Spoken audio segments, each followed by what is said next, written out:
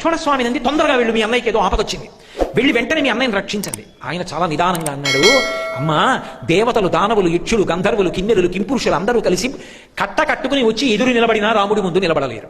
నన్ను నమ్మమ్మ, రాముడు ధనుర్విద్యా పారంగతుడు, ఆయన ముందు నిలబడలేరు. ఇది మాయావులైన రాక్షసుల యొక్క కపట నాటకం. ప్రమాదం తేవడానికే ఎవరో రాక్షసుడు అలా అరిచాడు, అమ్మా మారీచుడని శంకిస్తున్నాను, తల్లి నా మాట నమ్ము, రాముడు నన్ను ఆదేశించాడు నిన్ను విడిచి వెళ్ళవద్దని, నన్ను వెళ్ళమని నిగ్రహించకమ్మా అన్నాడు. అనరాని మాట ఒకటి అనేసింది కోపంలో. కోపంతోటే అంది సీతమ్మ ఆ మాట. ఇంతకాలం నువ్వు ఒక్కడివే ఇంత కష్టపడి ఎందుకు రాముడితో వచ్చావో నాకు ఇప్పుడు అర్థమవుతోంది. రాముడికి అరణ్యంలో ఏదైనా ప్రమాదం సంభవించి రాముడు లేకుండా పోతే నన్ను పొందాలని నువ్వు అనుకుంటున్నావు. నీ కోరిక తీరదు దుర్మార్గుడా. అథవా రెండో కారణం ఉండాలి, భరతుడు పంపించాడు నిన్ను, శత్రుశేషం మిగలకూడదని. సమయం చూసి రాముడు ప్రాణం లేనివాడిగా చేసేసేయమని పంపాడు. భరతుడి గూఢచారి.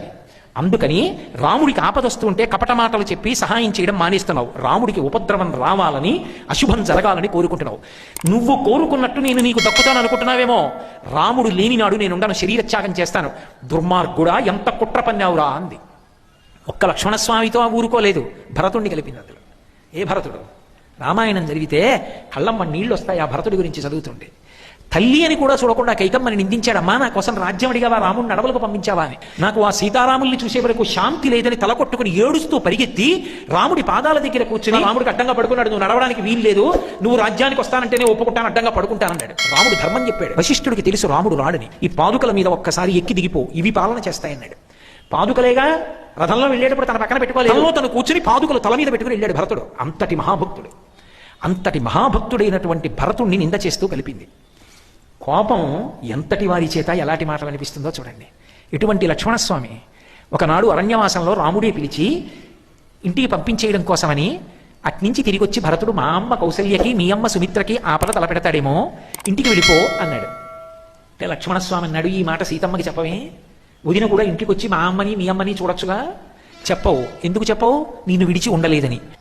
అన్నయ్య, సీతమ్మ నిన్ను విడిచిపెట్టి ఉండలేదు అని సీతమ్మకి చెప్పవు, కానీ అన్నయ్య నేను కూడా నిన్ను విడిచిపెట్టి ఉండలేను, అది నా బలహీనత, బలం కూడా. ఎంతకాలం నువ్వు కనపడతావో అంతకాలమే బతికు. వెనక్కి తిరిగి వెళ్ళిపోతున్నప్పుడు వెనక్కి తిరిగి చూస్తుంటే నువ్వు ఎంతసేపు కనపడతావో అంతసేపు ప్రాణములతో ఉండి, నువ్వు కనపడడం ఆగిపోయినప్పుడు ప్రాణములు వదిలేస్తానన్నయ్య, ఉండలేనని చెప్పాడు లక్ష్మణస్వామి.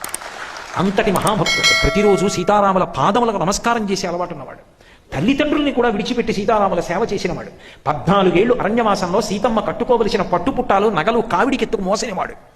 అంతటి మహాభక్తుణ్ణి, అటువంటి భరతుణ్ణి కోపంలో ఒక్క మాట అంది. అలా అనకపోతే రామాయణం మధురమైన కథ కాదు. సందర్భాన్ని సందర్భంగానే మాట్లాడావా, మో సీతమ్మని అండవండి అని నేను వేళ్ళు విరుచుకోవడానికి సిద్ధంగా లేను.